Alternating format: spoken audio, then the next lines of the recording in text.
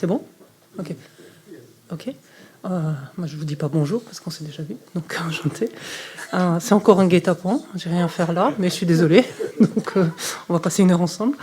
Et je ne suis pas une élève studieuse, donc je n'ai rien préparé. Voilà, que ce soit bien clair. Ce qui m'importe plus, j'ai pas tellement envie, moi, de vous répéter des choses que vous avez déjà entendues. J'aimerais plutôt savoir ce que vous souhaitez éclaircir. Non pas que j'ai la prétention d'y arriver, mais en tout cas, faire un peu ressortir les choses qui sont pas claires, les choses qui vous manquent. Voilà. Éventuellement, je poserai des questions si je vois qu'il y a des choses qui sortent pas, etc. Mais voilà. Est-ce que ça vous va, cette forme-là, plutôt que de relire le cours voilà. D'abord, j'ai pas de notes personnelles parce que mes notes de traduction, c'est pas des notes de cours, hein, donc ça sert à rien. Mais voilà. Enfin, si ça vous convient, parce que c'est pas.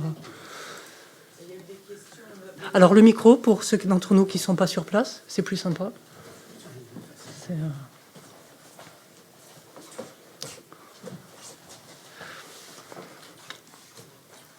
En fait, on a essayé de répondre à des questions là dans l'heure précédente. Donc ça serait génial si on pouvait avoir les réponses. Et donc la première question. Ah, il faut que je réponde maintenant, c'est mon tour, c'est ça? C'est pas cool. Mais si on pouvait parler des réponses, ça nous aiderait, parce qu'on a essayé de réfléchir. Et on a bien vu qu'en débattant, le jeu était très présent. D'accord. Vous voulez qu'on revienne vite fait sur ces questions? Ou vous avez assez... Oui, non, il y a de tout. Rapide? Ok. Bon, quel est l'objectif de l'analyse en 4 points? Donnez un avis, un petit peu. Quelqu'un?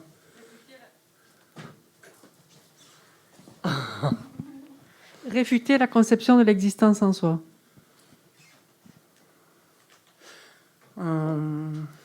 Alors, ok, réfuter la conception de l'existence en soi. Il y a un petit truc qui me coince, là, qui coince un petit peu. Qu'est-ce que c'est qu'on réfute? Parce que justement, donc, ça va être la deuxième question. Donc, qu'est-ce que c'est qu'on réfute? C'est la conception de l'existence en soi? Le jeu. Lequel? Le jeu réel et intrinsèque. Le jeu réel, existant de son propre côté intrinsèque, ok. Alors, c'est pas du tout la conception, d'accord? L'objet de réfutation, c'est pas la conception. Hein, en fait, la conception conçoit quelque chose, elle conçoit un jeu qui existe intrinsèquement de son propre côté, de par lui-même, etc. Et c'est cette chose-là qui est à réfuter. La conception, c'est le fait de croire à ce jeu. Ce qu'on réfute, c'est ce jeu auquel on croit, en fait. C'est-à-dire, c'est ce niveau d'existence du jeu auquel on croit. C'est ça qu'on réfute. Et donc, de fait, si on réfute ce jeu-là, ben, la croyance, elle tombe. La conception, elle tombe. D'accord? C'est juste, voilà, pour répondre. Je n'ai pas vos prénoms, désolé, en tête. Mais voilà. Oui. Si vous n'êtes pas clair, vous dites de suite. Hein, d'accord? On n'est pas un truc formel. Ok. Donc le but, j'ai pas tout à fait... voilà, quel est l'objectif exactement? Merci. Nous avions identifié l'objet désigné pour le réfuter.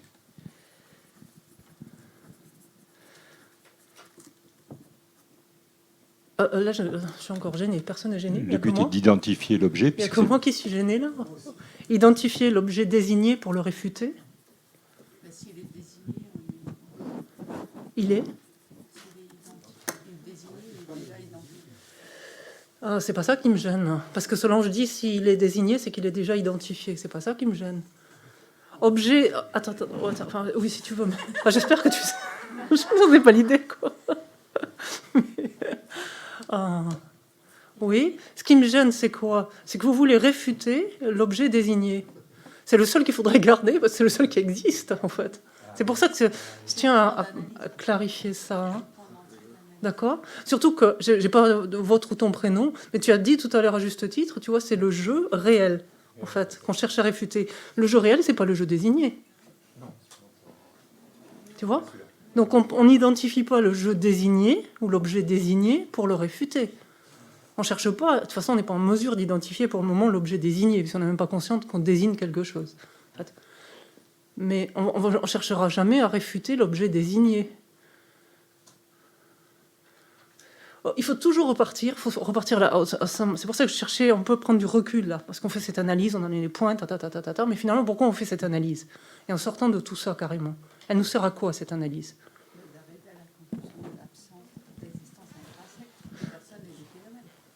Alors, en l'occurrence, elle nous amène à arriver à l'absence d'existence intrinsèque des personnes et des phénomènes,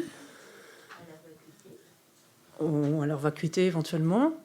Et l'idée, c'est quand même de se sortir du samsara, quoi. Cette analyse, elle nous amène à ça, en comprenant que ce qui est la cause du samsara, c'est cette fameuse ignorance perturbatrice, qui est justement de concevoir, en fait, un soi des personnes et un soi des phénomènes, accessoirement, là, ici.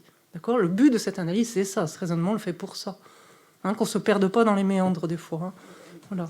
Donc, quel est l'objectif ? C'est d'arriver, effectivement, à bien reconnaître, en fait, la cause donc, de notre errance à travers le cycle, qui est cette ignorance perturbatrice, qui conçoit, en fait, quelque chose tout bonnement qui n'existe pas, en fait, et qui s'y accroche, en fait, à cette chose-là. D'accord ? Donc, c'est de défaire, en fait, ce mécanisme-là, ce processus, plutôt, là. Si ça vous égare, la manière dont je le formule, vous le dites de suite. Hein, d'accord. Hein, soyez... clarifié. D'accord. Hein. Est-ce qu'on peut dire que c'est de comprendre comment le jeu n'est pas ces agrégats, ni de manière... ni un avec ces agrégats, ni distinct de ces agrégats. Alors ça, c'est le processus de l'analyse, en fait, qui va nous permettre de l'interroger. Mais pourquoi on passe par ce processus-là ? Parce que d'emblée, revenons à la base. La base, ce que nous dit Shankara Pedogé, quand il nous dit on va chercher ailleurs, en fait, on laisse là l'apparence grossière, ordinaire, solide, là qu'on a tous les jours devant nous, et on va chercher ailleurs, en fait, pour réfuter. C'est là ce qu'il y a à réfuter, c'est pas à chercher ailleurs. Donc chaque fois qu'on pense à tout ça, on pense à la chose, comment elle nous apparaît, ce à quoi on pense, comment ça nous apparaît. Et juste là. Voilà. Et donc, c'est même pas c'est séparé, tout ça, on est très loin là déjà. Comment ça nous apparaît ? Ça nous apparaît comme existant là, de son propre côté, de par soi-même. Et c'est pour ça que je suis très en colère, parce que cette chose-là, elle m'énerve à moi qui existe séparément de mon côté, etc. C'est ça, en fait. Il faut vraiment toujours revenir à ça. Vous voyez ? Et après, donc, le processus de ce raisonnement analytique, ce sera de voir si ça existe en étant intrinsèquement un ou pas avec sa base, séparé. Le raisonnement de l'interdépendance, ce sera voir ça sous un autre angle. Donc, finalement, peu importe les raisonnements utilisés, mais ce qu'on cherche, en fait, à défaire, à confondre, c'est ça. C'est se dire, non, la manière dont les choses m'apparaissent, et qui me paraissent si évidentes et que j'ai jamais remis en question de toute ma vie, finalement, la manière dont les choses m'apparaissent, mais elle est complètement trompeuse. Parce que les choses, elles n'existent pas du tout comme ça, en fait. Est-ce que c'est possible de poser une question ? Et oui, c'est le but. Vous êtes en ligne, c'est ça ? Ouais, bienvenue. Donc la question, enfin c'est pas une question, c'est est-ce qu'on peut rajouter à ça, Valérie, Yasmine, bonjour. Le point sur la certitude inébranlable ? Alors c'est quoi, vas-y, la certitude inébranlable ? Quel point ? C'est-à-dire qu'en fait, que si on arrive par cette analyse à 4 points à arriver à l'absence d'existence intrinsèque du soi. À la certitude de l'absence à la d'existence certitude, intrinsèque voilà. du soi. Oui. Voilà, donc du coup, il y a cette histoire de certitude qui est peut-être une expérience aussi et qui va nous amener petit à petit à la libération. Alors, est-ce qu'on ne peut pas rajouter la certitude ? Parce que l'analyse, elle va quand même déboucher sur une conclusion. Oui. Cette conclusion, elle est imprégnée, enfin, elle va être imprégnée au fur et à mesure d'une certitude. Enfin, ce que tu as évoqué ce matin. Que Kéchela, oui, a évoqué. Oui. Ouais. Oui. Donc, est-ce que ça, il ne faudrait pas le rajouter aussi dans l'objectif ? Ah, d'accord, c'est ce que j'allais venir. C'est pour répondre à ma première question. Tout à fait. L'objectif de l'analyse en 4 points, c'est de gagner la certitude de l'absence d'existence réelle de ce qui est considéré. En l'occurrence là, le jeu ou le mien, donc les personnes. En fait, voilà. Oui, c'est de gagner la certitude. Mais si tu veux... Oui, pour avoir une réponse totale, complète, ce que tu veux, oui. Mais l'objectif, c'est... Et effectivement, cette certitude-là va... quelque part, c'est un petit peu, comment on pourrait dire ça ?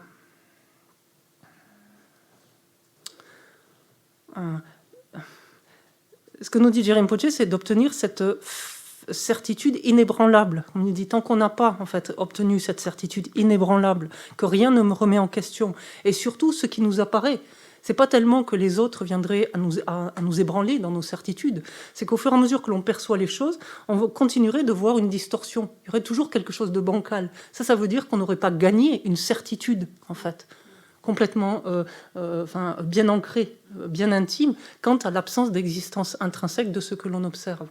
En fait. Oui. Il y a des anges qui passent. On peut dire non.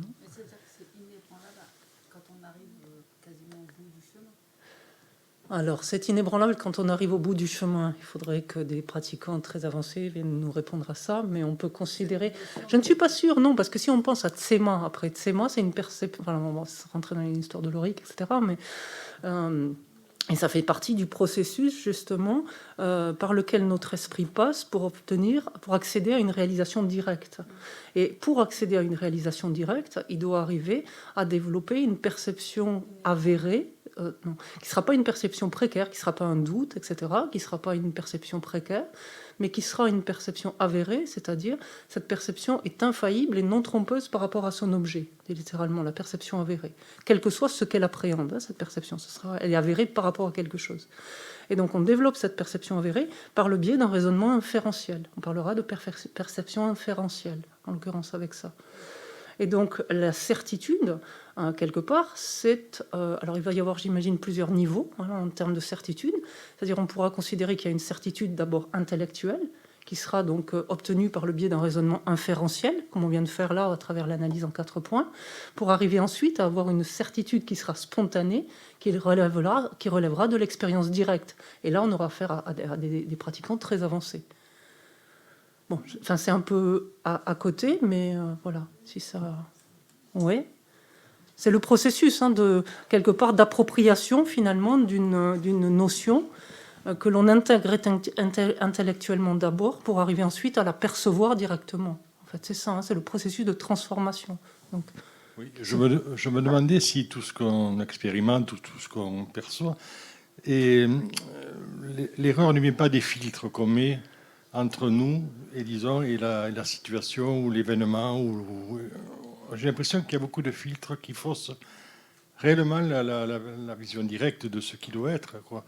Je ne sais pas, j'ai un peu ce sentiment que des fois on masque, on atténue, on essaie de je sais pas, enfin, inconsciemment peut-être, bon, et qu'on ne perçoit pas directement ce qui est, quoi. Et ces filtres, par exemple, porteraient quel nom pour garder votre... Mais il y aurait des peurs, il y aurait des préjugés, il y aurait plein de choses de ce qu'on a construit. Et pourquoi il y aurait ces peurs et ces préjugés, par exemple?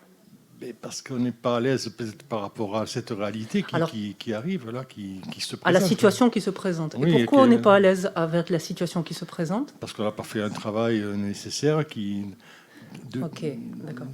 Pour essayer d'être plus... Alors, je ne sais pas. Ouais. Ok. Ce que vous dites est intéressant parce que c'est exactement ce qu'on a parlé de superposition, et c'est exactement superposer, c'est ça, c'est qu'on met des filtres. Alors c'est pas du tout conscient, voilà, mais on met des filtres. Et ces filtres, effectivement, en bout de course, ça va être ces fameuses exagérations inappropriées, qui fait qu'effectivement, ça va être très beau, ça va être très repoussant, etc. Donc voilà. Mais pourquoi il peut y avoir ce filtre de l'exagération par rapport à l'objet qui est appréhendé? Parce qu'en amont, il y a ce premier filtre qui est de penser et d'être convaincu que cette chose, elle existe là de par elle-même. Ça, c'est le premier filtre. Donc oui, on met des filtres, effectivement, notre perception n'appréhende jamais, on pourrait dire de manière dépouillée, directe, nue, comme vous voulez, en fait, son objet. Parce qu'elle l'appréhende toujours par le biais de ces filtres-là, en fait. Et ça, c'est très intéressant. Donc, c'est peut-être un aparté, mais qui peut-être être intéressant. Tu me dis si je m'en vais trop. Mais en fait, si on regarde toujours notre expérience quotidienne, on va appréhender quelque chose, en fait. Et spontanément, donc sans examiner, sans rien du tout, cette chose-là, elle va nous attirer, et donc on va s'y attacher, on va vouloir rester au contact avec. Donc, la simple vue de cette chose-là, telle qu'on la voit, nous amène à agir en relation, c'est-à-dire à vouloir nous attacher, et donc on agit. D'accord ? Mais si on regarde bien, pourquoi est-ce que tout ça, ça se met en place? C'est parce que quand on voit quelque chose, spontanément, il y a ce premier filtre qui fait que cette chose-là, elle apparaît à notre esprit croit qu'elle existe de par elle-même. Puisque notre esprit croit qu'elle existe de par elle-même, cette chose-là, en fait, il va de suite lui prêter, elle va être plutôt agréable, désagréable, mais on pourrait dire de façon modérée, on pourrait dire presque dans un premier temps. Lié à nos karmas, tout ça. Mais notre esprit va de suite exagérer, dire « Ah non, c'est vraiment très agréable » ou « C'est vraiment très désagréable ». Et puisque c'est très agréable, très désagréable, là, il va y avoir de l'attachement ou là, de l'aversion. Et parce que mon esprit est sous l'emprise de l'attachement, il va agir sur le coup de cet attachement. Donc, il va vouloir prolonger le contact avec cette chose-là, avec cette expérience-là. Et c'est ça qui fait que l'on erre à travers le cycle. Oui. Et je me disais aussi, de par mon expérience, je travaillais avec des handicapés et des délinquants. Oui, Donc, eux, j'ai bien mesuré les filtres qu'ils mettaient en place, justement, par rapport à tout ce qui leur semblait agressif, surtout Oui. les autistes oui, et des jeunes en difficulté. Donc là, je mesurais bien l'écart qu'il y avait des fois de perception entre ce que j'avais moi et ce que eux pouvaient avoir d'une situation donnée. Voilà.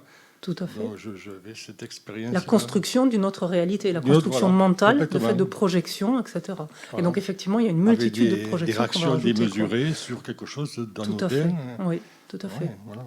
Alors ça, c'est exacerbé dans ce cas-là, mais c'est ce qu'on fait tous en continu, hein, de ce point de vue-là. Voilà. Et alors juste, excuse-moi, Damien, c'est ça, je crois. Je finis juste l'idée, parce que pour moi, ce qui est intéressant, c'est les descriptions, c'est bien, mais comment je m'en sors de tout ça, ça m'arrange, personnellement. Donc, en fait, ce qui est intéressant, c'est que quand on voit ce processus, c'est-à-dire il y a une perception de quelque chose, et que qu'on soit cette chose existant de par elle-même, cette chose, dans la mesure où je conçois qu'elle existe de par elle-même, que je crois qu'elle existe de par elle-même, je vais lui prêter telle et telle qualité. En vertu de cela, donc, je vais m'attacher à cette chose. Et puisque je m'attache, je vais vouloir prolonger le contact avec cette chose-là. Comment je me sors de là? Alors oui, si je suis très avancée, j'ai réalisé la vacuité, terminé, on n'en parle plus, au revoir. J'en suis pas là. Donc qu'est-ce que je peux faire par rapport à ça? Là, on a plusieurs modes d'action, en fait, et c'est ça qui est assez intéressant. C'est-à-dire qu'à un premier niveau, on peut simplement, ce qu'on appelle, éviter, en fait, le contact avec l'objet. Voilà. C'est ce qu'on fait tous intuitivement, des fois. Quand on a quelqu'un qu'on ne peut pas sentir pendant un moment, on évite gentiment, en fait, le contact avec cette personne. Dire ça simplement. Alors, on le fait moins avec les objets d'attachement, mais en tout cas avec les objets de rejet, on y arrive assez. Ou on évite de penser à cette chose désagréable, par exemple. Donc c'est éviter de rencontrer l'objet. Ça, c'est une première chose. C'est une étape, c'est déjà bien, parce que pourquoi? Ça veut dire qu'on n'agit pas sous l'emprise de cette perturbation.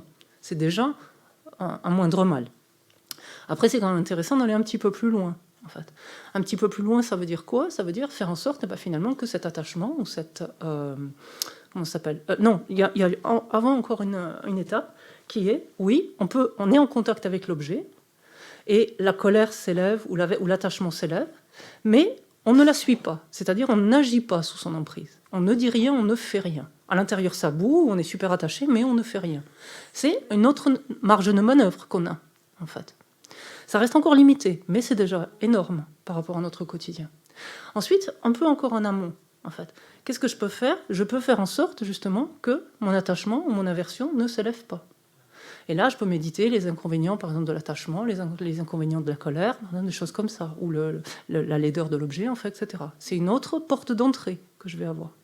Puis j'en ai encore une autre en me disant, attends, mais si ma perturbation s'élève, c'est que moi, je me fais mon film, pour le dire simplement. C'est-à-dire que je vais projeter toutes ces exagérations inappropriées. Est-ce que je suis obligé de me faire mon film? Donc attention, c'est moi qui en rajoute quand même un peu dans l'histoire. Il n'y a pas autant de choses que ça. Il y a encore une marge de manœuvre. Vous voyez? Et après, donc entre-temps, on espère qu'on a avancé un peu, et on se dit, mais oui, mais cette chose, elle n'existe pas du tout de son propre côté. De manière intrinsèque, il n'y a rien qui existe là du tout. Pas même moi-même davantage. Moi-même, je n'existe pas davantage de mon propre côté. Et là, on passe encore au dernier cap. Mais vous voyez, alors, et on dit que c'est important de pouvoir décanter chacune de ces étapes, enfin distinguer chacune de ces étapes, pour voir quel levier on a, quelle marge de manœuvre on a pour agir sur une situation, justement, et voilà. Éviter en fait d'accumuler du karma négatif, de laisser notre esprit sous l'emprise des perturbations, etc. Voilà. C'est un long aparté, mais voilà, excusez-moi.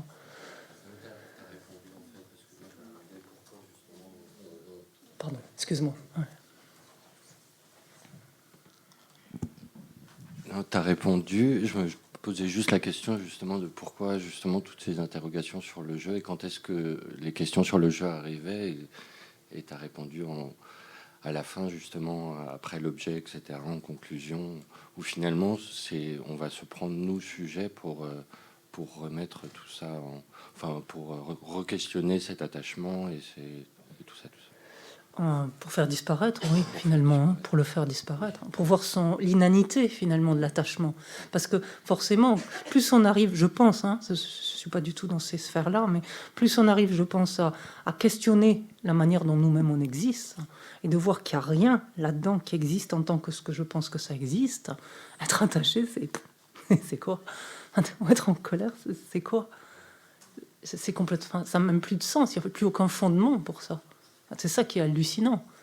et hallucinant aussi de par justement le fossé qu'il y a entre notre expérience et cette réalité-là, quoi, qui nous échappe combien. C'est pas censé être plombant, hein, ce que je dis. C'est pas...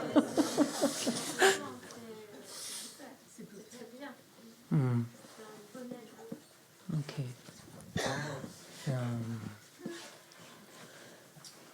Valérie, Ouais. j'ai 3 questions de la part d'Amandine qui nous écoute, qui malheureusement, ayant le Covid, n'a pas l'énergie pour les poser. Alors, bon rétablissement, d'abord, si elle est pas rapide. La première question qu'elle pose, c'est le jeu pourrait-il être intrinsèquement un avec un des agrégats? Entre parenthèses, celui de la conscience, ce serait une possibilité médiane, et entre parenthèses, parce que là, c'est tout un ou aucun. C'est là, pardon, parce que là, c'est tous ou aucun des agrégats. Ah, d'accord. Et juste une possibilité médiane, d'accord, je comprends. C'est un équilibre entre tout ça. C'est la première question. On va commencer par celle-là. Oui. Qu'est-ce que vous en pensez?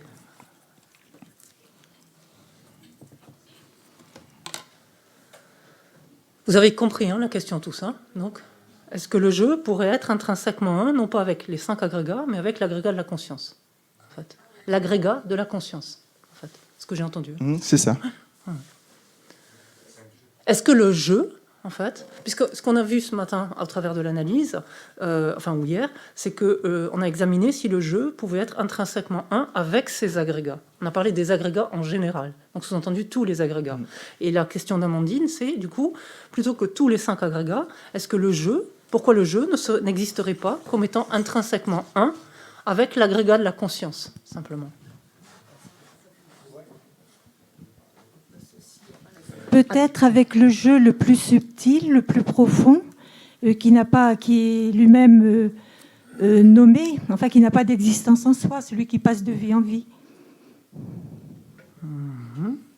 Et donc, peut-être celui-là, il existerait donc intrinsèquement ce Ah jeu non. Eh bien oui, mais c'est la question. Ah non, il n'existe pas intrinsèquement. Et c'est la question. Est-ce que ce jeu, Excuse-moi. est-ce que le jeu, Oui. un jeu quelconque, en fait, Oui. est-ce que le jeu pourrait exister intrinsèquement comme étant un avec la conscience? Non. Est-ce qu'on pourrait dire qu'il a un lien plutôt avec la conscience? Alors c'est Il y pas a la une question, dépendance. c'est pas la question, Yasmina. Oui. Là, non, on n'est pas dans le débat là. C'est pas ça. Moi, je Ça, c'est la rigueur, en fait. Sinon, si on dévie dans le raisonnement, en fait, on perd du temps, quoi. Dans notre répondrai méditation. Non, alors, je répondrai non.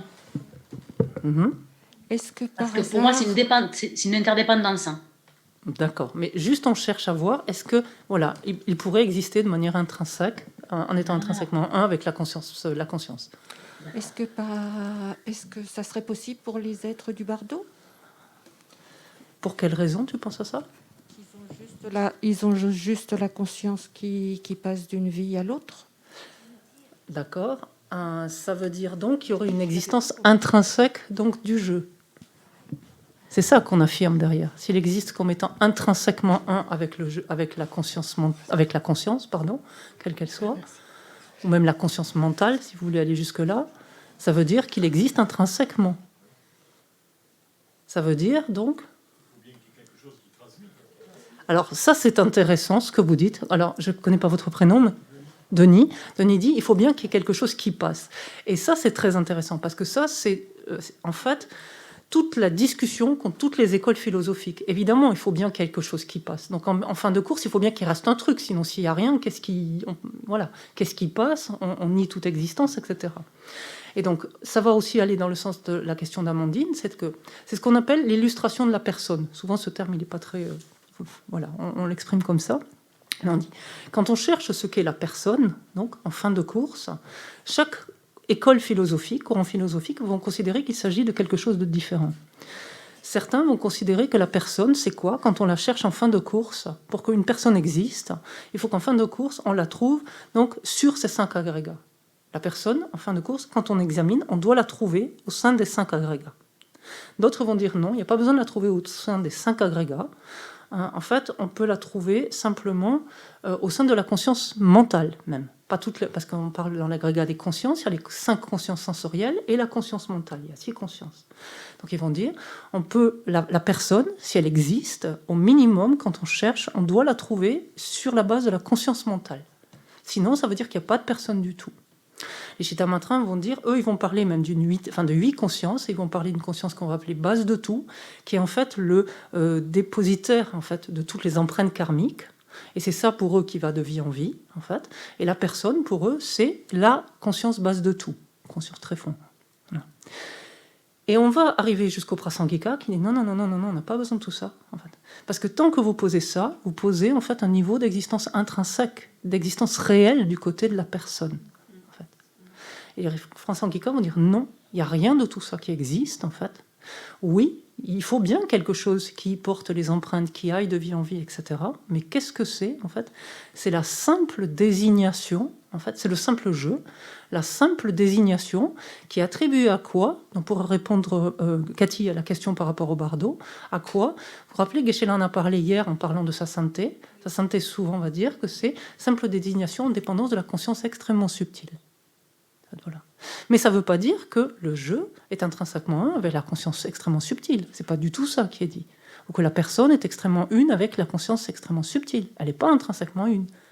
La conscience extrêmement subtile, c'est la base qui reçoit ce terme en fait de jeu et qui fonctionne simplement en tant que tel. Mais quand on cherche sur la base de la conscience subtile, il n'y a strictement rien qui existe intrinsèquement en tant que le jeu. C'est pas simple, c'est pour ça que, enfin là je suis pour rien, mais c'est pour ça que voilà, c'est une notion avec laquelle il faut s'approcher petit à petit. Mais c'était une très bonne question, ça permet de poser ça là. Pourquoi on insiste autant la personne, c'est comment ça existe? Parce qu'effectivement, il faut bien quelque chose qui agisse, quelque chose. Enfin, c'est pas il faut, c'est il y a quelque chose qui agit, il y a des expériences qui sont faites en continu. Si on pose des renaissances, il y a des prochaines existences, etc. Donc c'est quoi en fait qui fait tout ça? Et c'est le simple jeu. Donc. Le fait que certains grands maîtres se réincarnent en 2-3 individus, où il y a 2-3 Kamaras ou autres, j'exagère, mais bon, il y a des fois des manifestations peut-être de ce qu'était la personne, le grand maître, qui revient dans 2-3 individus. Alors, qu'est-ce que ça veut dire aussi? Dans le sens où ils incarnent aussi ce qu'était ce personnage important. Au Tibet, par exemple, il y a eu des cas de réincarnation multiples pour des grands maîtres où on dit que, je sais pas moi, la parole s'est réincarnée dans cet être, l'activité... Little Buddha, c'est ça? C'est Little Buddha, c'est ça? Je crois. Oui, voilà, parce que je l'ai entendu que dans ce film-là, mais c'est possible, mais j'ai entendu que dans ce film-là. Je me posais la question. Oui. Si c'est ce que l'être a manifesté durant sa vie, cette énergie, tout ce qu'il a pu amener, tout ce qu'il a pu partager, qu'on retrouve chez d'autres... Ok, c'est un cas de figure particulier, si vous voulez. Là, on est dans une autre perspective. On n'est pas dans finalement... ça a du sens, hein, votre question, mais on n'est pas en fait dans le... ce qui nous intéresse, nous, pour le moment, c'est qu'est-ce qui se passe avec un être ordinaire, comment ça fonctionne. Là, on est dans le cadre, de toute évidence, d'un Arya Bodhisattva au minimum, voire d'un Bouddha.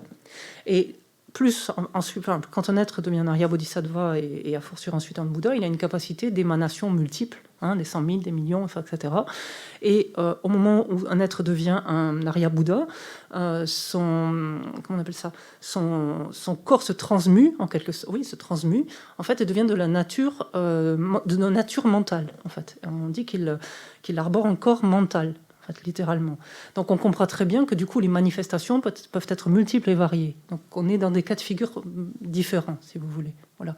Ce qui n'empêche, si on réfléchit, ces corps mentaux, pareil, ont une conscience extrêmement subtile, qui est la base, qui reçoit cette désignation jeu. Donc ça ne change rien à notre discussion ici. Ouais, ok. Deuxième, pardon, il y avait 3 questions pour Amandine, pardon. Bon, du coup, là, en live, elle me dit, c'est bon, du coup, elle a répondu à ma deuxième question. Donc, yes. Parfait. On gagne du temps. Elle a bien écouté aussi. 3e question, le jeu pourrait-il être un 6e agrégat? Auquel cas, il ne pourrait pas être simplement désigné sur la base des agrégats. Le jeu pourrait-il être un 6e agrégat?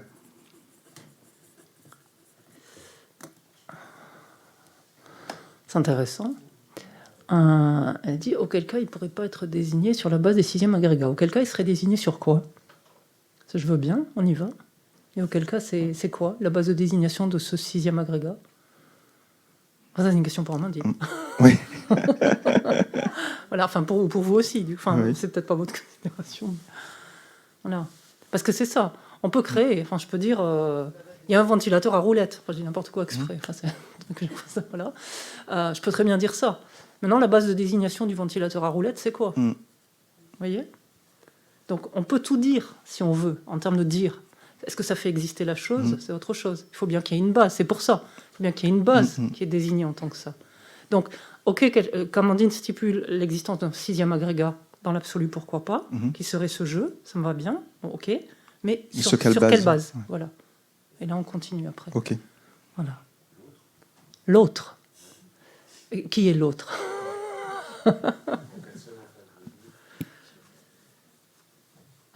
Et donc, du coup, quand la personne a mal... Alors, quand ça s'est frappé ici, la personne en face dit « j'ai mal ». Parce que c'est ça qu'il faut, si on suit la logique. Damien disait l'autre, par exemple. Pourquoi pas? La personne en face de soi, enfin, etc. Qui serait le 6e agrégat. Ben... Enfin, c'est ça qui... Vous voyez comment essayer de tourner avec les notions un peu?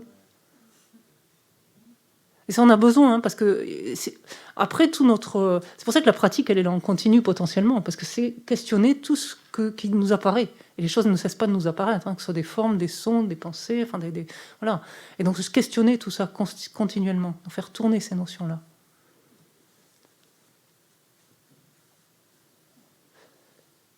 Amandine n'a pas répondu. D'accord, ok. Alors, on continue. Si vous avez d'autres questions ou d'autres pistes. Ah, pardon. Excusez-moi, je ne suis pas très scolaire. Donc pardon. Alors, la suite des questions, c'était quoi? Quels sont les objets de réfutation, de négation, de la conception du jeu?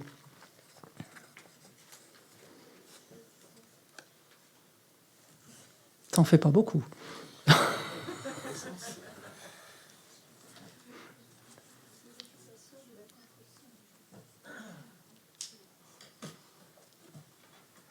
Il y a une conception, il y a une conception du jeu. Et donc, qu'est-ce qu'on doit réfuter là-dedans? Quel est l'objet de négation de ça? Quoi?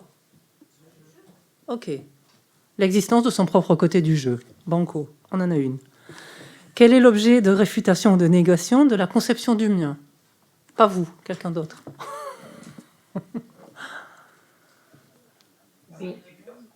L'absence d'existence intrinsèque du mien. Banco, on en a deux. Vous suivez là? Et après, en suivant, la même chose. Non, stop, t'as passé ton tour. T'as passé ton tour. Trop tard. T'as passé ton tour. Vous comprenez ou pas? Parce que je vous sentais perplexe. Donc, c'est exprès que je l'ai tourné comme ça, cette question. Parce que vous avez l'impression qu'on a plein de choses. Alors, oui, c'est différent, parce que la base, c'est-à-dire l'existence, c'est pas que l'existence réelle en soi, c'est l'existence réelle du jeu, l'existence réelle du mien, l'existence réelle de la personne. Enfin, ou des personnes, quelles que soient les personnes considérées. D'accord? Ce qui est réfuté, c'est bien l'existence réelle, en dépendance donc de ce en vertu de quoi elle est appréhendée. Merci beaucoup. Mais moi, en fait, je me suis trompée. J'ai pensé que l'objet de réfutation, c'était la conception, et j'arrive toujours pas à comprendre pourquoi c'est pas la conception de l'existence en soi qu'on doit réfuter. Parce que réfuter le fait que la chose existe en soi, bon, mais c'est surtout notre conception qui pose problème. À partir du moment où on comprend que cette chose, on perçoit que cette chose, elle n'existe pas, la conception, elle ne s'élève plus. Mais c'est pas la conception qu'on doit réfuter? L'objet de réfutation, c'est pas la conception de l'existence en soi? On l'a dit au tout début. Oui, non, je sais, mais... Oui, il y a besoin encore. Ok. J'ai pas compris, Okay. Je comprends pas pourquoi. Bien sûr. Ce qui nous crée du tort, c'est la conception de l'existence en soi. Donc c'est pas ça qu'on doit réfuter, si c'est ça qui nous crée du tort? Ce qui nous crée du tort, cause du tort qui nous nuit, c'est de croire, en fait. La conception, c'est moi qui utilise ce terme, c'est de croire, adhérer, hein, ça veut dire ça, concevoir. Hein. C'est croire à l'existence. Ce qui nous cause du tort, c'est de croire... Ce qui nous cause du tort, c'est de croire à l'existence intrinsèque. Okay. Ce que je réfute, c'est pas la croyance, c'est l'existence intrinsèque. Dès lors que je réalise que cette existence intrinsèque, il y en a nada. Il n'y en a pas du tout. Je veux dire, ouais, elle est où ma croyance? Il n'y en a plus. Ok, il y a un éléphant... non, c'est le truc d'habitude, c'est quoi l'éléphant? Je ne sais plus où il est. Enfin bon. Il y a...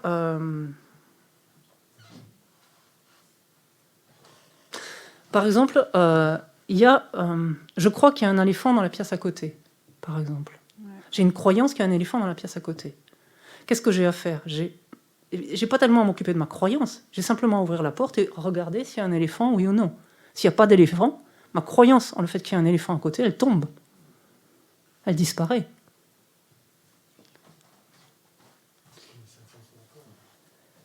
Comme le serpent sur la corde, comme... voilà.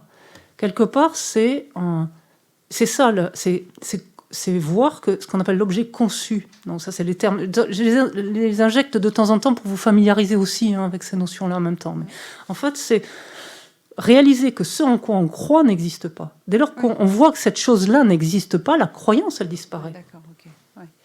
Mais c'est parce que... Le fait que je crois que j'ai une maladie grave, par exemple, ça me fait peur. Voilà. Je vais passer un scanner, on se rend compte qu'il n'y a pas de maladie grave. Donc ma croyance en le fait que j'ai disparaît, et ma peur avec. Donc ma croyance disparaît. Mais au final, c'est quand même... Donc je ne vais pas voir le médecin par rapport à ma croyance, je vais voir le médecin par rapport au fait que j'ai cette maladie grave, oui ou non. Mais au final, on souhaite que cette croyance s'effondre. Ah mais bien sûr, le but recherché, c'est c'est celui-là, mais c'est pas l'objet de réfutation. Oui, voilà, c'est ça. C'est le but recherché, mais c'est pas l'objet de réfutation lui-même. Ok, ouais. C'est le but recherché, parce que la conception de l'existence en soi, c'est l'ignorance perturbatrice. Et c'est elle dont on cherche à se défaire. Ouais, c'est ça. Mais comment on cherche à se défaire? En comprenant que ce à quoi elle croit n'existe pas. Et on s'en défait automatiquement, parce que ce en quoi elle croit n'existe pas. Moi, je voyais l'objet de réfutation comme un ennemi intérieur auquel on devait s'attaquer. Donc, je me disais, mon ennemi numéro 1, en fait, c'est ma conception erronée. Oui. Et c'est ton ennemi, en fait. C'est ton ennemi numéro 1, oui. Au lieu de mettre la faute sur l'autre, je mets la faute sur ma conception erronée. Donc, j'avais la sensation, ça m'aidait de penser comme ça, en fait, de penser que, bon, imagine, quelqu'un se met en colère contre moi, tout de suite, je veux l'accuser. Et le fait de me dire, mais non, mais en fait, l'ennemi n'est pas l'autre, mais c'est moi, c'est ma conception erronée. Mais c'est le fait que je crois qu'il existe en soi. Ouais. Et donc dès lors que je vois, c'est même plus croire, dès lors que je vois qu'il n'existe plus en soi, ma croyance, elle disparaît. Ouais, et du coup, ça fait effondrer ma conception erronée. C'est ça. D'accord. Enfin, je le comprends comme ça. Oui. Merci.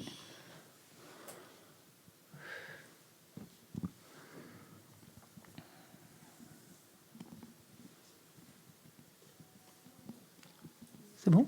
Oui. Le retour d'Amandine. Elle ne sait pas répondre, malheureusement. Ah bon, d'accord, bah écoutez. Excusez-moi. Mais c'est intéressant. Oui. Bonsoir. Bonjour Emmanuel. Oui. Bonjour. Mais en fait, nous avons des objets de réfutation à chaque instant de notre vie. Dans ce cas-là, parce que nous sommes complètement des strates énormes de conception. Il me semble que, est-ce que j'ai l'impression de vivre une vie sans conception? J'ai l'impression d'être construite que sur des conceptions. Mais toutes les conceptions ne sont pas mauvaises. Par exemple, la conception du non-soi, c'est un bon truc quand même, non? La conception de la vacuité, même si ce n'est pas encore une réalisation directe, c'est moi je prends, hein. Non? Alors, dans ce cas-là, ça qui veut dire que nous pouvons avoir des tout petites ouvertures de bonne conception, de vacuité.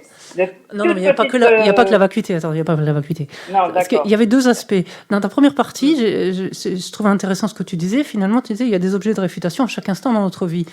Oui, c'est-à-dire c'est l'existence intrinsèque de chaque chose que l'on perçoit. Là, l'existence intrinsèque de la table, l'existence intrinsèque du micro, l'existence intrinsèque de la parole que je suis en train de proférer, du son que j'entends quand tu parles, des uns des autres que je vois, tout ça, oui, sont autant d'objets de réfutation, finalement, qui en soi, foncièrement, n'en sont qu'un, puisque en fait, c'est l'existence réelle de chaque chose. Mais on pourrait dire, oui, de ce point de vue-là, qu'il y a cette multitude-là. Je suis d'accord. Après, oui, notre conscience mentale ne cesse d'élaborer des conceptions. Et il y a des conceptions qui nous sont délétères et d'autres, au contraire, qui nous sont extrêmement bénéfiques. La conception de l'impermanence, par exemple, ça nous est extrêmement bénéfique. La conception de la nature du samsara, ça nous est extrêmement bénéfique. La conception de la bonté des êtres, ça nous est extrêmement bénéfique. La conception, enfin, là je reste dans un cadre très dharma, mais il y en a plein d'autres qui me viennent même pas à l'esprit là, mais voilà. Donc c'est pas que des petites lueurs. Il y a notre conscience mentale quelque part génèrent, en fait, élaborent des conceptions de catégories, oui. Certaines qui nous sont bénéfiques et d'autres qui nous sont délétères. Donc, dû à des empreintes karmiques. Oui. D'accord. Oui. D'accord. Notamment. Au sujet, je peux poser une question? Je vous en prie. Bonjour, merci. Au sujet des conceptions que notre conscience élabore, moi j'ai entendu quelque chose dernièrement qui m'a beaucoup interpellée. C'est une émission et c'était une fille qui a accouché dans la rue. Et elle expliquait toutes les difficultés qu'elle avait. Et surtout, à un moment donné, elle dit qu'elle avait entendu dire que les enfants choisissaient leurs parents, que donc, elle se disait pourquoi cet enfant m'a choisi moi, et ça l'a beaucoup aidée pour vivre. Maintenant, elle est sortie de la rue, etc. Donc moi, ça m'a interpellée en me disant, on essaie, nous, de chercher des conceptions, avérées, véridiques, et là, pour nous, c'est une conception qui est complètement fausse, mais qui aide la personne. Est-ce que quelle est la conception on peut être d'accord avec des conceptions fausses, mais qui aident les gens à grandir? Je peux tirer un joker. J'ai donné cet exemple, mais bon, il y en a plein d'autres. Oui, je vois un petit peu peut-être où vous voulez aller. Oui, absolument. Oui, non, si, mais j'arrive avec vous. Venez. Enfin, venez, si vous pouvez, autant que vous pouvez. Si, il y en a une par excellence, enfin, qui n'est pas forcément une conception fausse, hein, mais qui peut l'être. Si on reste même dans le contexte des sutras, par exemple, on est invité à considérer notre maître spirituel, en fait, comme étant un Bouddha, qu'il le soit ou non. Donc s'il l'est, c'est pas une conception fausse, mais s'il l'est pas, c'en est une. C'est comme croire au Père Noël. Je vais vous le faire à l'envers, version non bouddhiste, mais version bouddhiste, c'est considérer que son maître spirituel est un Bouddha, indépendamment qu'il le soit ou non. Et placer cette conception sur cet objet qui est notre maître, pas un maître en général, mais notre maître, va avoir des vertus extraordinaires pour notre esprit. Donc oui, je dirais, au vu de ça, je dirais oui. Et on voit l'effet de la petite souris du Père Noël sur les enfants, et donc je pense que c'est pas mal non plus. Voilà. Bon, si je vous perds, vous me dites. Voilà. Est-ce qu'il y a des questions qui sont peut-être plus reliées, en fait, je dis pas que c'était intéressant aussi, parce que ça permet d'aborder, de voir les choses sous d'autres angles. Donc oui. Une question que je voulais poser, Valérie, ce matin, lorsque Geshe-la m'a dit demain. Ah oui, mais on comme demain alors, oui. Bon, ça marche. Non, bon, je taquine. Mais... Non, si tu veux, mais enfin, je ne veux pas prétendre répondre à la place de Geshe-la. Pardon? Je ne veux pas prétendre répondre à la place de Geshe-la. Bon, mais j'attends demain alors. N'importe. Parce que c'est vraiment en lien avec le sujet, mais j'attends demain. Allez, vas-y. Ok, ça marche. En fait, lorsque on se met en méditation et que l'on prend pour faire apparaître ce jeu, en fait, hein, on prend comme une situation où on est en colère. Pour faire apparaître le jeu. Le jeu, ouais. Voilà. Attendez, soyez précis, d'accord? Ouais. Essayez, si vous pouvez. Allez-y. Ouais. Voilà, pour faire apparaître ce jeu et que ce jeu soit saisi et qu'il devienne stable. Bon, il a dit qu'au début, c'est quand même difficile parce qu'il va être saisi, ensuite il va disparaître. Oui. Bon. Mais une fois qu'il est stable, on l'a saisi, je vais dire, et que l'on a réussi à le refuter. On le perçoit. On le perçoit, voilà. On le perçoit, d'accord. Exactement, on le perçoit. On a réussi à le refuter, d'accord, ce jeu.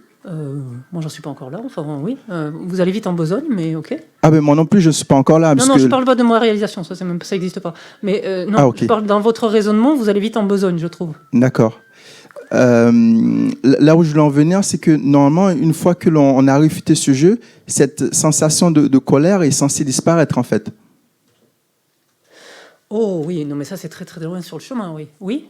Oui, dans l'idée, c'est une fois qu'on a réfuté en fait que ce jeu qui nous apparaît de façon si claire et si vive comme étant en fait je dirais une tierce entité finalement. C'est-à-dire on aurait le corps, l'esprit et puis il y a le jeu, voilà, qui apparaît là comme une troisième entité, qui apparaît bien séparée.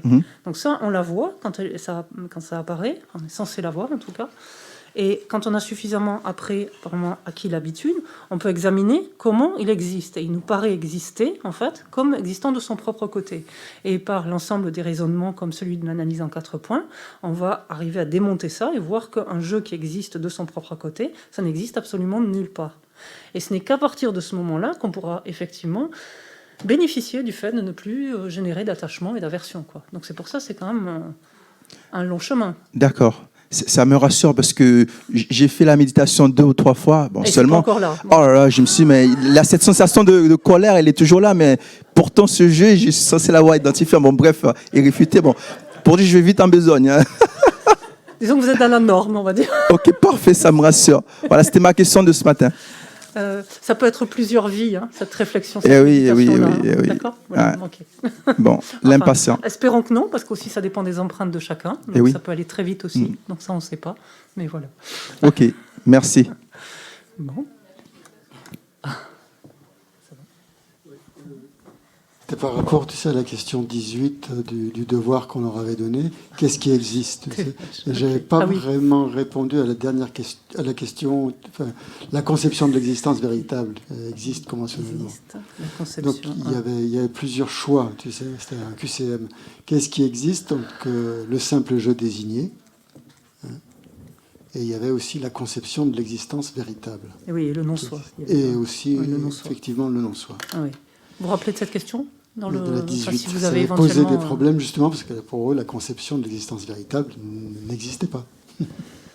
Moi la mienne elle m'enquiquine, peut-être pas vous mais moi la mienne j'aimerais bien m'en débarrasser justement. Non? Qu'est-ce qui gêne là dans le fait de dire que la conception de l'existence réelle, enfin intrinsèque, etc., elle existe? Qu'est-ce qui pose problème? Parce qu'elle n'existe pas ultimement. Oui, mais est-ce que c'est la question? Mais on ne peut pas dire qu'elle existe si elle n'existe pas ultimement. Non. Non, parce qu'ultimement, le non-soi n'existe pas non plus. Ultimement, le simple jeu n'existe pas non plus. Ultimement, la vacuité n'existe pas non plus.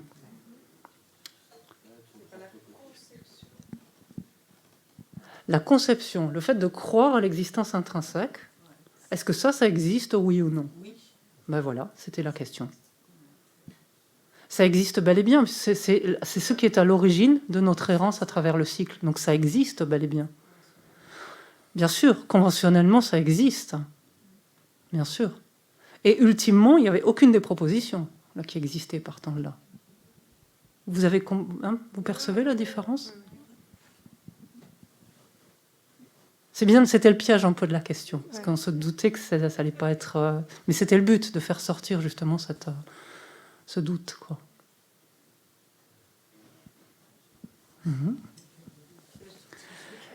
Notre esprit, il est tellement prévisible aussi quelquefois que voilà. Puis on a tous été formatés dans la même société, donc on voit les choses sous des angles assez semblables aussi. Donc.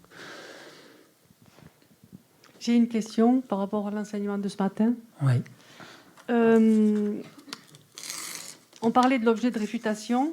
Donc Guéchelin a dit qu'on voit les agrégats et on croit que la personne existe au sein de ces agrégats. D'accord. Donc, on voit, donc c'est la conscience visuelle. Oui. Et ensuite il a dit, et ça marche pour toutes les personnes, des êtres des enfers jusqu'au Bouddha. Et c'est là où je ne fais pas le lien parce que je me dis, conscience visuelle... Ah oui, non, c'était un autre sujet. Donc ce dont il a parlé après. D'accord. Parce que je ne vois pas comment, avec la conscience visuelle, nous, les êtres humains, on peut voir les êtres des enfers. Bien sûr. Non. Ce dont Guéchelin a parlé dans le premier stade, ce que vous évoquez, c'était en relation pour élaborer, en fait, pour arriver à réaliser le non-soi des personnes. Donc quand on n'a plus comme objet son propre jeu ou son propre mien, mais qu'on a comme objet les autres personnes, quelle est la base qui va nous permettre d'explorer, en fait, d'arriver au non-soi des personnes? C'est de prendre une personne, et de réaliser que cette personne, elle nous paraît exister là au sein de ces agrégats. Il y a quelque chose en tant que la personne qui existe là en tant que ces agrégats. C'est ça.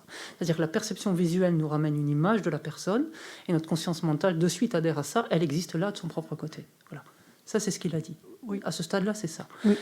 Une fois qu'on a eu terminé ça, c'est-à-dire terminé de montrer comment établir l'absence de une existence intrinsèque du jeu, du mien et des personnes.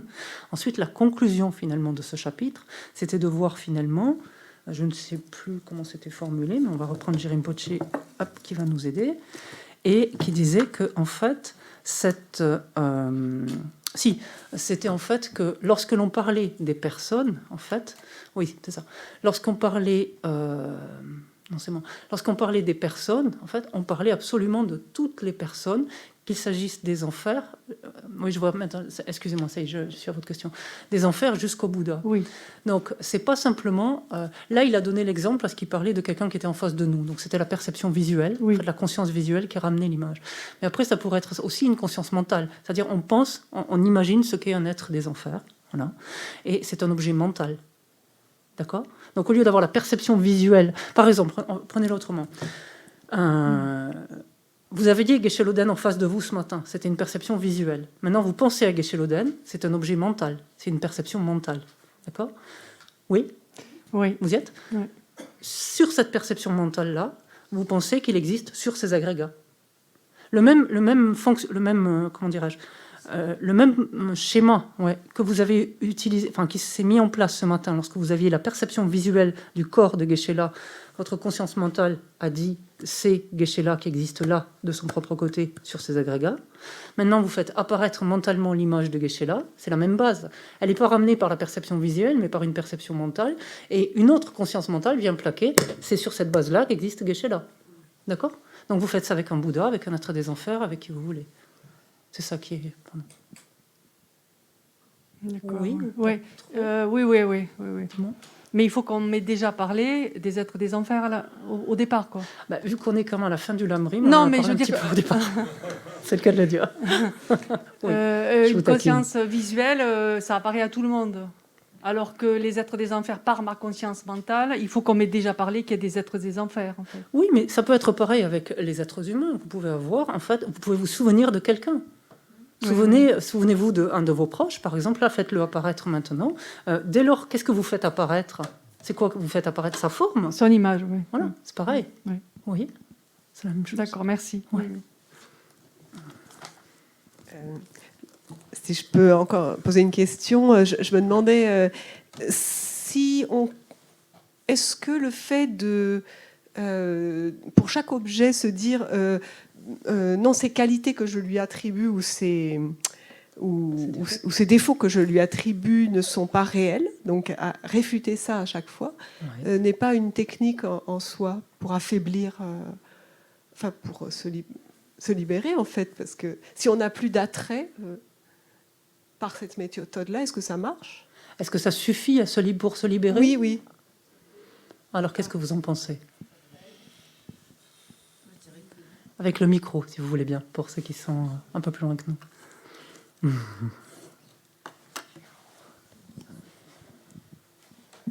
Je pense que c'est pour se libérer, non, mais ça peut permettre de progresser sur la voie et d'avancer progressivement. Hein.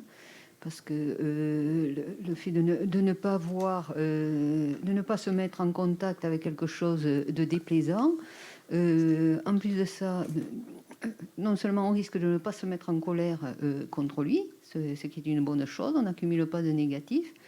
On ne va pas fuir non plus, ou là ensuite il peut y avoir, je sais pas moi, une dose d'orgueil blessé. Ça peut permettre de se rendre compte que l'on est petit, qu'on est assez humble. Attendez, je vous arrête une seconde parce qu'en fait, j'ai pas votre prénom, ton prénom, je me rappelle plus. Sylvie, voilà, je me rappelle plus.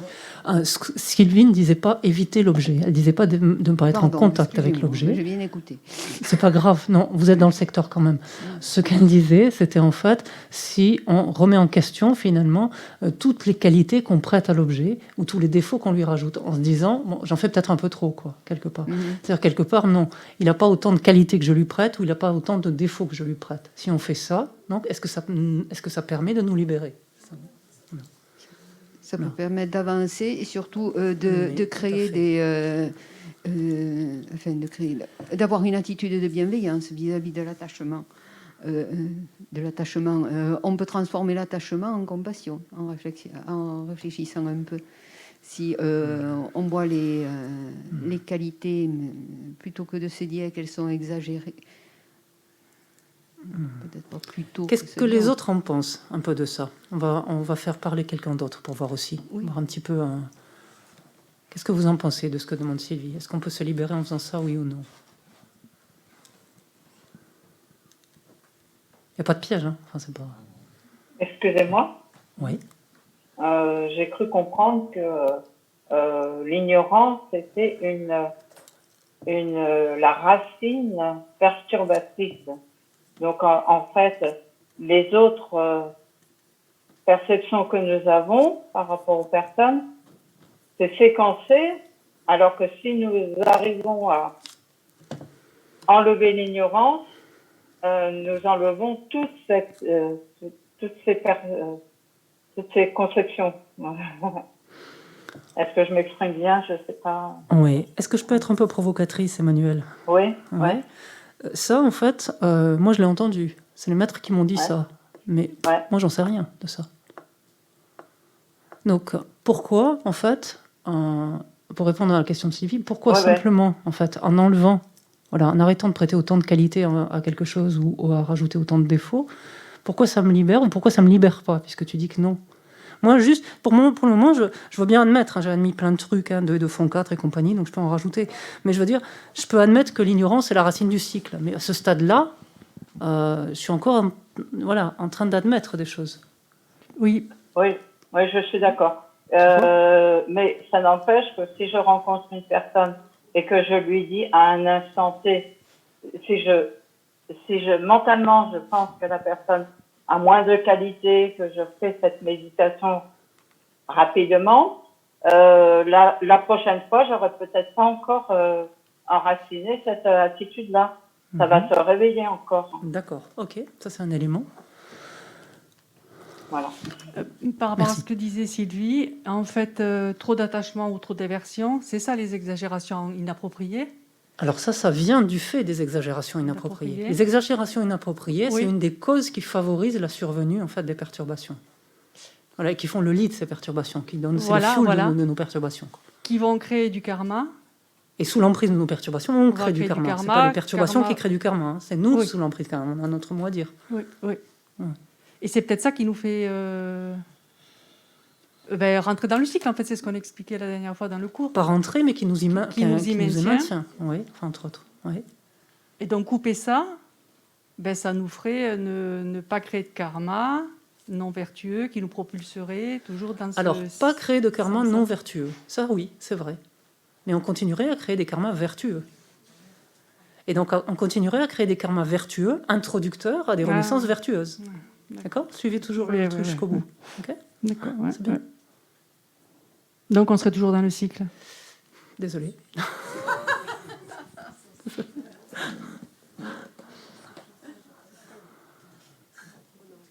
Tu guides avec là? J'ai aucune idée, moi, déjà. Tu guides là? J'ai aucune idée. Je sais pas ce qui c'est. 3 minutes, moi. Enfin, comme vous voulez, mais je ne veux pas vous retenir abusivement. Oui. Qu'on avait vu aujourd'hui, c'est ça? Qu'il y avait pour aujourd'hui? D'accord. Alors, les 2 dernières questions du jour, c'était quoi? Est-ce que le jeu peut exister comme étant intrinsèquement distinct de ces agrégats? C'est un non, général, massif? Non. Pourquoi? Pour quelle raison? Je n'ai pas entendu. Qu'est-ce que tu as dit? Le corps serait quelque part et le jeu serait ailleurs et donc ce serait absurde. Donc, ok. On n'a jamais vu des agrégats se balader au supermarché. Tout ça. Sans jeu. Il laissait le jeu dans la voiture, pas faire les courses. C'est intéressant. Ouais. Alors ça, c'est s'ils étaient intrinsèquement un. Mais là, c'est intrinsèquement distinct, non? C'est ça? Ou je me suis... Oui, intrinsèquement distinct, ou peu importe. Tu vois? S'ils sont... Ouais, ok. Entre celui qui fait l'action et le résultat. Voilà. C'est pas la même personne qui en fait l'expérience, voilà. En fait. Et on n'expérimente pas ce que soi-même on aurait créé. Ok? Voilà. Bon, c'était reprendre enfin les points, c'était tout. C'est une façon autre de le formuler. Donc on est d'accord. Et quand on tombe par le simple jeu, me semble qu'on y a répondu au début. C'est pour ça que je n'étais pas revenu dessus. Mais Simplement désigné. Quoi simplement désigné? Le jeu. Le jeu simplement désigné. Le jeu simplement désigné, j'ai mal dit, pardon. Ah non, c'est pas grave. Parce que, sur la base de ces agrégats. Enfin, si on est complet, voilà. Si voilà. Parce que vous allez de plus en plus entendre des expressions courtes comme ça. Et donc, pensez, quand vous l'entendez, le simple jeu, c'est quoi? C'est le jeu qui existe. C'est l'existence nominale du jeu, le seul niveau d'existence. Il y a 2 plans d'existence. Un plan d'existence ultime, un plan d'existence réel, au contraire, relatif ou conventionnel. Et le seul plan d'existence, niveau d'existence, réalité, vérité, ça revient aux 2 vérités, ça. Vérité qui existe, c'est la vérité relative, là, d'un jeu, donc un jeu qui existe simplement comme étant désigné sur la base de ces agrégats. Donc le simple jeu, c'est ça. Voilà. Ouais, très bien. Et c'est celui-là qui passe de vie en vie, exactement. D'accord? Qu'est-ce qui coince?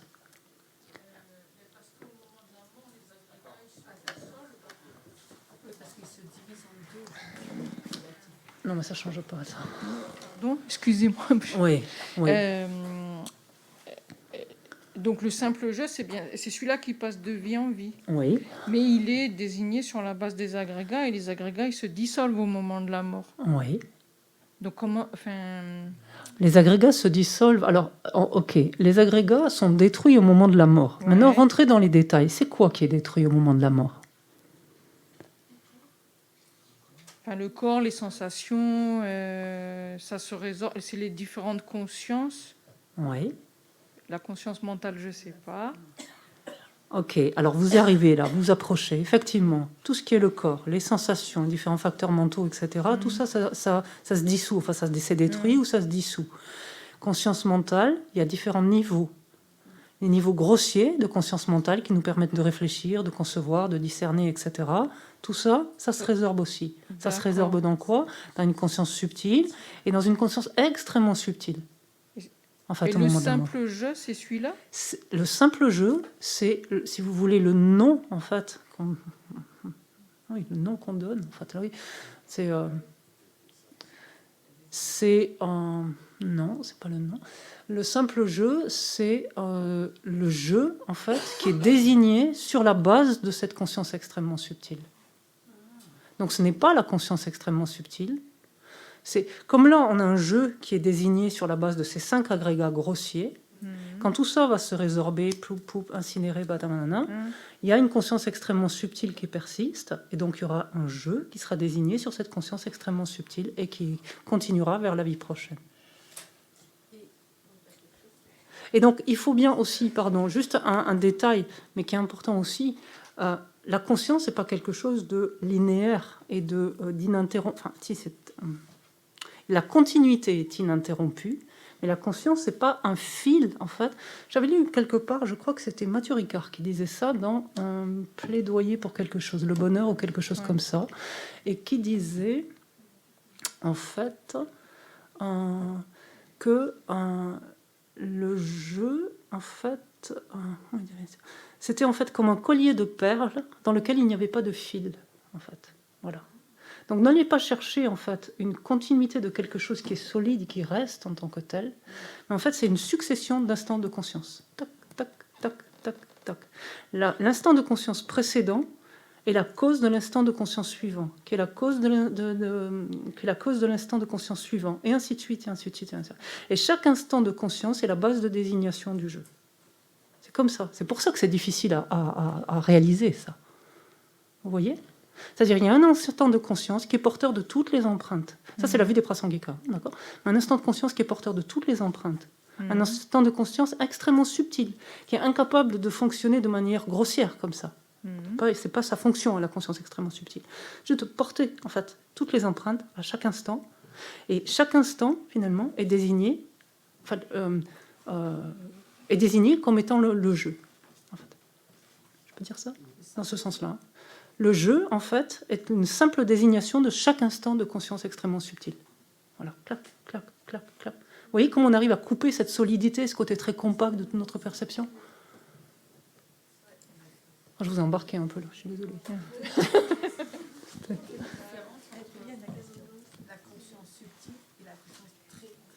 C'est pas le sujet là.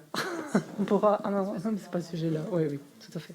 On pourra y revenir. Mais si, enfin, c'est pas une. Vous n'êtes pas pris en otage, donc on arrête quand vous voulez, quand même, parce que vous devez être fatigué aussi. Ce jeu dans le bardo, il continue à évoluer d'instant en instant. C'est une continuité d'instant de conscience depuis la nuit des temps jusqu'à. On dit qu'il n'y a pas de début à la conscience et il n'y a pas de fin à la conscience. Il n'y a pas de début au samsara, il y a une fin au samsara, mais il n'y a pas de début à la conscience et il n'y a pas de fin à la conscience. Donc il y aura continuellement une continuité d'instant de conscience. Une conscience éveillée d'un Bouddha, c'est pareil, une continuité d'instant de conscience éveillée. D'accord. Qui reçoit cette désignation de simple jeu. Parce que le Bouddha dit jeu aussi. D'accord, c'est vrai qu'on a du mal à concevoir ça. Bien sûr, bien sûr, bien sûr, bien sûr. Oui, on va terminer, si vous voulez. Enfin, on ne peut pas arriver à la... Voilà, ouais. Non, mais en fait, on a tendance à assimiler continuité à linéarité. Et c'est ça qui est important. Un continuum, c'est ininterrompu. En fait, ce sont des instants distincts les uns des autres, enfin, distincts pas intrinsèquement, qui sont reliés les uns aux autres, mais des instants différents les uns des autres, en fait, qui se juxtaposent. Il n'y a jamais d'interruption dans ce continuum. Pardon ? Un dernier truc, et après on laisse reposer tout ça, parce que c'est peut-être bien de laisser sédimenter tout ça aussi. Dans la définition du jeu, j'entends instant de conscience. Dans ce qu'on vient de dire, puisqu'on parle de parler sur des instants de conscience de perles qui sont à sans fil, et que par la suite tu parles de bardo inclus dans la conscience, j'entends le jeu est égal. En tant que simple désignation Chaque instant de sur conscience un instant égale de jeu, conscience extrêmement subtil. On pourrait dire ça. On Excusez-moi. peut le vérifier avec Geshe-la, mais je pense qu'on peut dire que le jeu est une simple... On pourrait le dire, on va jamais détailler comme ça, mais que le jeu est une simple désignation sur un instant de conscience extrêmement subtil. D'accord. Voilà. Ça faisait, C'est pas une moi, je définition, change de c'est- définition de jeu ça, un quoi. peu assez régulièrement depuis le début, parce que j'étais parti sur une base et puis là, D'accord. c'est d'où ma question. Ok. Dans la manière de le concevoir, oui. Après, quand on va utiliser la notion de simple jeu, on va dire le jeu est une simple désignation, donc attribuée à sa base de désignation que sont les agrégats. Mais voilà, les agrégats, nous tous, quand on est vivant comme ça, de plus en plus subtils selon l'état dans lequel on se trouve. D'accord ? Et c'est pour ça que je dis en fin de course, finalement, si on voulait le réduire à sa plus simple expression, c'est la conscience extrêmement subtile. On essaie de laisser reposer tout ça.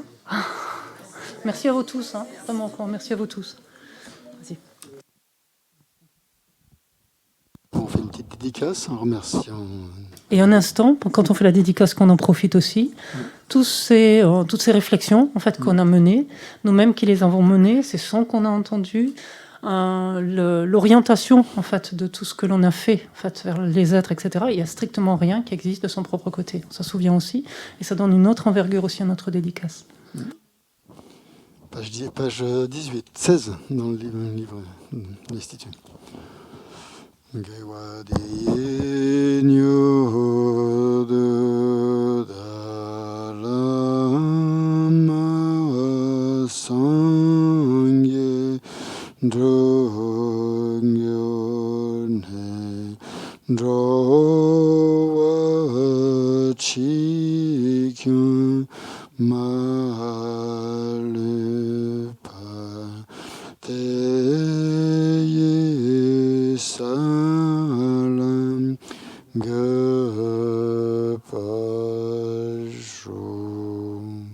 Donc puissent les deux esprits d'éveil naître là où ils ne sont pas nés, ne pas dégénérer là où ils sont déjà nés, mais s'accroître de plus en plus.